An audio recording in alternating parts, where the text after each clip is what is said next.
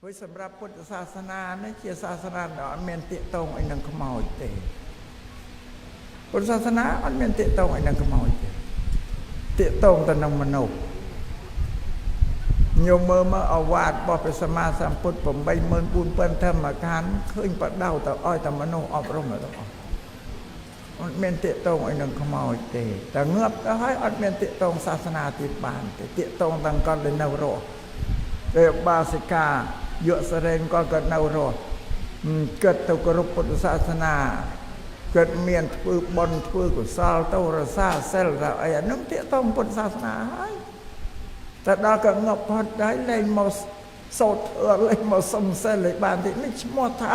អត់មានទាក់ទងនឹងសាសនាទេអត់បានទាក់ទងសាសនាទៀតទេគិតអនិច្ចកម្មទៅកាន់លោកខាងមុខគិតនាំយកតែអ្វីក៏ឲ្យក៏រស់ក៏បានធ្វើទានធ្វើសិលធ្វើភាវនាអីឬក៏ធ្វើអំពើបាបអីទាំងបាននឹងឯងជាគ្រឿងត្រត្រង់ក៏ទៅផលនៃការដែលគាត់គោរពពុទ្ធសាសនាកាលពីនៅជាមនុស្សទេតែអនិច្ចកម្មហើយផុតអត់មានដឹងអីទេអត់មានធ្វើអីបានទេកម្មវិធីទាំងអស់នេះមនុស្សរស់តែគេធ្វើនឹងសូមឲ្យញោមញាតិជ្រាបចឹងអ្នកណាក៏ដោយតែលះលោកទៅហើយអត់មានទាក់ទងឲ្យនឹងសាសនាបានទៀតទេនឹងសូមឲ្យញោមញាតិយល់បើញោមមិនបានជានឹងគិតស្មានតែខ្មោចនោះមកនមស្ការមកសុំសិលឲ្យបានដែរណានឹងប្រយ័ត្នទៅច្រឡំហៅវិញ្ញាណខាងខ្មោចមកនមស្ការមកសុំសិលឲ្យជាមួយនឹងអត់អញញោមខ្មោចណាមកសុំសិលមកសូត្រទៅបានណាក៏មានអាចារ្យខ្លះអន្តមាតែងឃើញជាយកក៏ដឹកនាំបនឲ្យមុននឹងប្រពៃពិធីនមស្ការស្មានតែក៏ប្រកបប្រកាសអញ្ជើញតាំងពីណាចដូនចតាវិញ្ញាណខណ្ឌនឹងឲ្យមកនមស្ការមកសំសិលជាមួយក៏អាត្មាតាំងលោកអាចារ្យដូចអត់បានចេះដឹងអីទេល្ងងយ៉ាងនេះតែហៅខ្មោចមកសូត្រធ្វើមកសំសិលក៏នេះគេថាអាចារ្យហ្នឹងគេអាចារ្យគេប្រែថាអ្នកនាំចេញ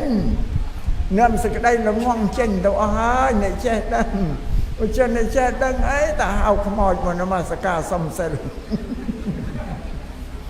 អត់ទេណាយោមណាឬអាចារ្យណាទៅហៅខ្មោចមកសំសិលសមាធិក៏មកទៅជ្រះតឡាងគាត់អើយតាចាតានេះល្ងងដល់ហើយអមាសិកា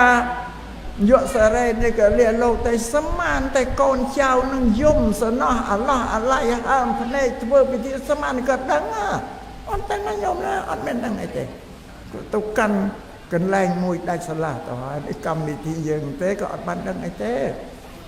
មិនថាគាត់អនិច្ចកម្មនៃវិញ្ញាណពលឹងគាត់នៅតែកវែងបែចាំមើលកូនអញចៅអញគេធ្វើមិនគេយំគេស្រែកអីមិនណា